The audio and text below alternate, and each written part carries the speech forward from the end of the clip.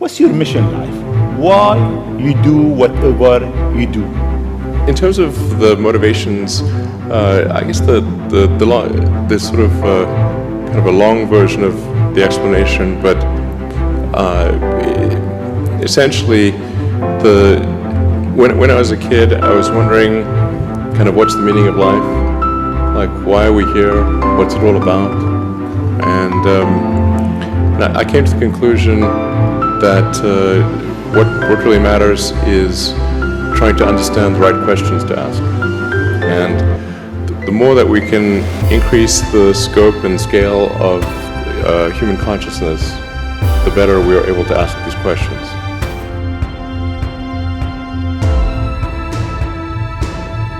Where does that come from, or how do you think about making a decision when everyone tells you this is a crazy idea? Or where do you get the internal strength to do that? Well, first of all, I'd say I actually think I feel fear quite strongly. So it's not as though I just have the absence of fear. I feel it quite strongly. But there are just times when something is important enough, you believe in it enough, that you do it in spite of the fear. So speaking of important things, like people shouldn't think people shouldn't think, well, I feel fear about this and therefore I shouldn't do it. It's normal to feel fear. Like there'd have to be something mentally wrong if you didn't feel fear. So you just feel it and let the importance of it drive you to do it anyway. Yeah, actually something that can be helpful is fatalism to some degree. If you just accept the probabilities, then that diminishes fear. When starting SpaceX, I thought the odds of success were less than 10%, and I just accepted that actually probably I would just lose everything. But that maybe would make some progress if we could just move the ball forward. Even if we died, maybe some other company could pick up the baton and keep moving it forward, so that would still do some good. Same with Tesla. I thought the odds of a car company succeeding were extremely low. A little naive when you thought I can easily build an electric car and a rocket. I didn't think it would be easy. Like I said, I thought they would probably fail. But creating a company is almost like having a child. So it's sort of like, how do you say your child should not have food? So once you have the company, you have to feed it and nurse it and take care of it, even if it ruins you. Yeah.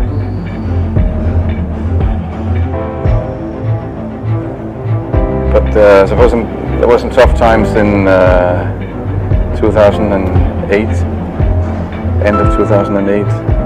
How did you get through that period of crisis? Yeah.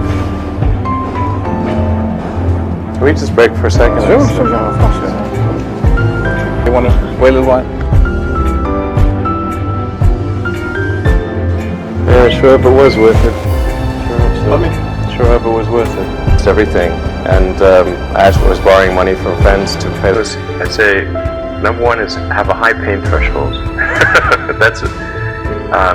There's a friend of mine who's got a good saying, which is that starting a company is like eating glass and staring into the abyss.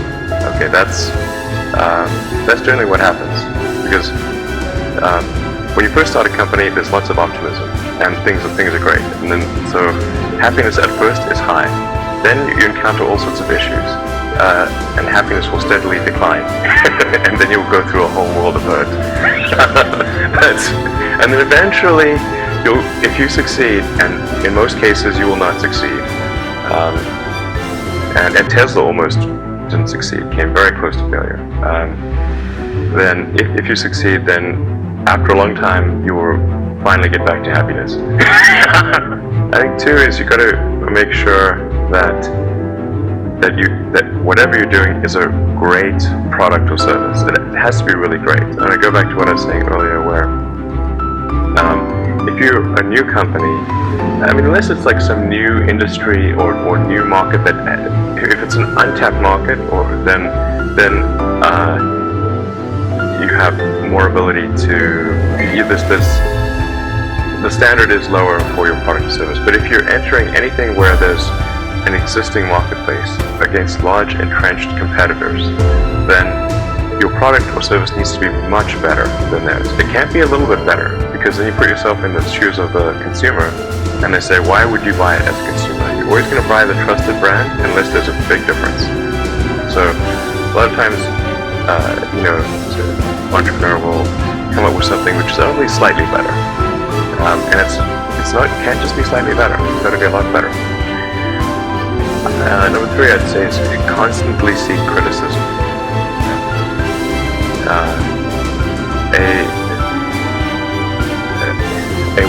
A well thought out critique of whatever you're doing is as valuable as gold. And you should seek that from everyone you can, but particularly your friends. Usually your friends know what's wrong, but they don't want to tell you because they don't want to hurt you.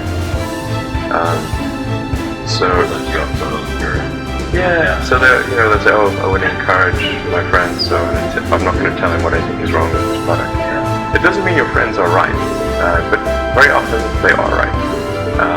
And you at least want to listen very carefully to what they say. And to everyone, you're looking for, basically, you should take the approach that you're wrong.